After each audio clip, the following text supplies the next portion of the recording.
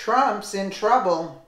America's top lawyer just revealed sick thing Mueller just did. When you want to know how to fix a car, you call an auto mechanic. When you know if the special investigator is working against the president, you call legendary lawyer Alan Dershowitz. When the media was going on and on last week about Mueller's grand jury, Dershowitz noticed something very messed up. Mueller impaneled a second grand jury to try and force a trial.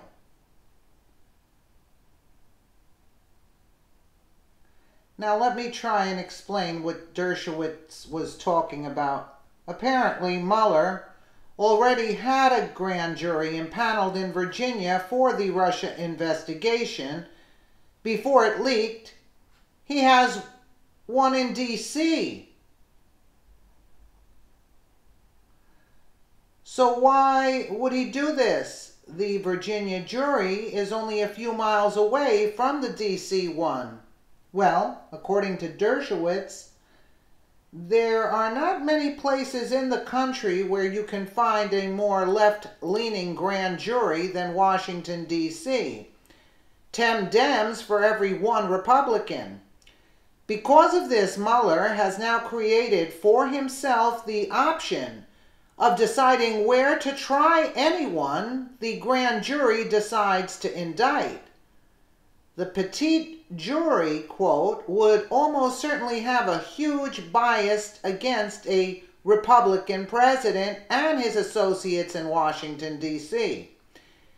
In reality, it is ridiculous to have 2 different grand juries for a single investigation.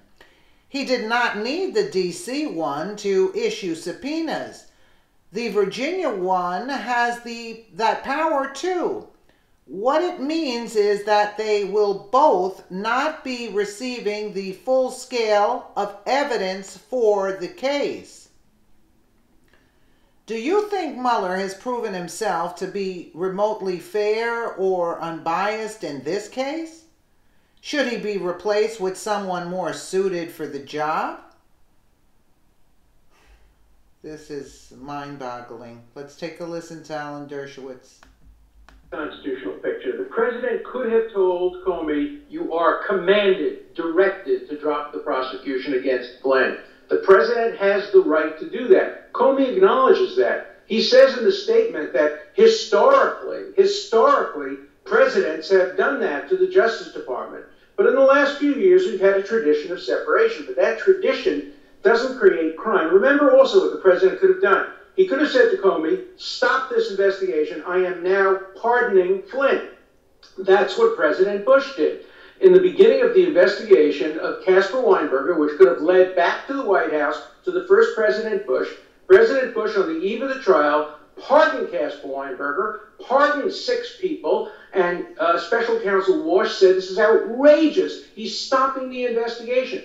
Nobody talked about obstruction of justice. You cannot have obstruction of justice when the president exercises his constitutional authority to pardon, his constitutional authority to fire the director of the FBI, or his constitutional authority to tell the director of the FBI who to prosecute, who not to prosecute. So let's get out of the weeds and let's look at the big... But then let me just ask you, Professor, just to be clear, when, according to Director Comey, the president told him, I quote, I hope you can let this go, discussing Michael Flynn, the investigation, you don't believe he was trying to influence or impede any possible or further investigation of Michael Flynn? What I'm telling you is that even if he did want to impede it, and even if he did impede it, that is his constitutional power. He has the right to say, you will not investigate Flynn. The best proof of that is he could have simply said to Comey, stop the investigation, I've just pardoned Flynn. It's over. My precedent, George Bush. He pardoned Weinberger when Weinberger could have easily pointed the finger back at Bush. I want to get Jeffrey's take on your argument. I mean, respectfully, I could not think Alan is more wrong. And the simple response is Watergate. I mean, under Alan's theory... Let me finish, Alan. Let me finish.